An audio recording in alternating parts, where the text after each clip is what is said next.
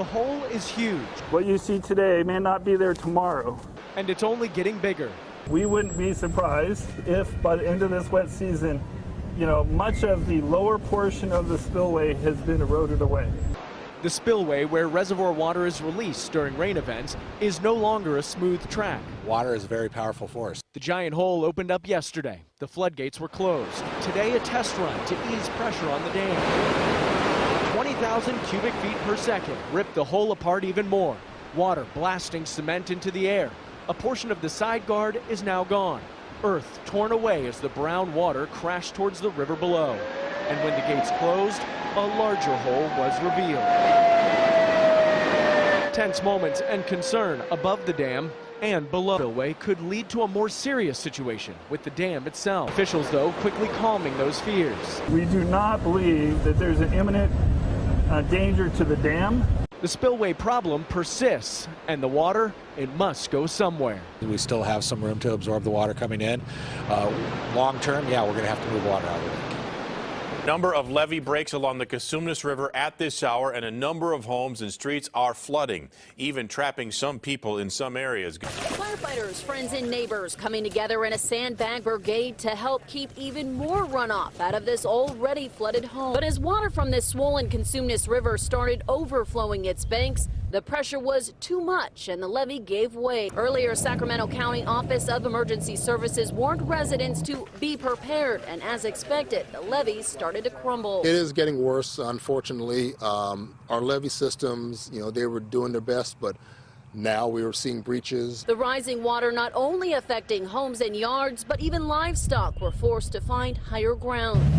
For many who've been around for decades, they know the river's power, but were banking the levees would hold. We're hoping that the amount of water that is escaping will go into the farmlands, but we're finding that there are some situations where homes may be possibly impacted by this. Officials say it's a waiting game to see just how much water will flow and where. We knew the water was coming and that it was going to end up here.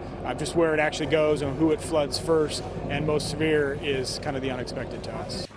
Imagine you're driving on Highway 50 and you run into this, a massive mudslide blocking the road. We have dozens of boulders, large rocks that have come all the way across the highway. Of course, we have lots of trees now down. The tree we see here was sitting 100 feet higher up. It came down in one piece, slid to block the road. Now, the contractors tell me we're looking at 4,000 yards of debris. All of this they have to clean up now, but we did actually find out one car got caught in this.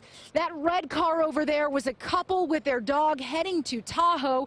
This caught them by surprise. Luckily, all of them are okay. Now, as far as the cleanup, we've seen the first equipment arrive to tackle this mess. They say it's going to take 24 to 36 hours at best to get this entire highway cleaned. What a difference a day makes. The amount of water flowing into Lake Oroville dropped from 190,000 cubic feet per second to 130,000 in less than 15 hours. A beautiful sunny day without rain allowed that to happen. There was a strong possibility that the water would have come over the top of the emergency spillway, that slope of land next to the controlled spillway. And that's the way this dam was designed. As part of that contingency plan, DWR cleared much of the trees and brush from the emergency spillway. That will reduce the amount of debris that would end up in the lake below and float into the Feather River. Also, they were able to reduce water releases overnight from 65,000 cubic feet per second to 55. The controlled spillway suffered massive erosion, a hole nearly the size of a football field. That sent water off its man-made path, taking land and trees with it.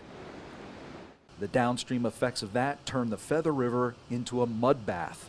In downtown Oroville, the Department of Fish and Wildlife moved about 4 million small salmon and steelhead from the Feather River fish hatchery to keep them alive.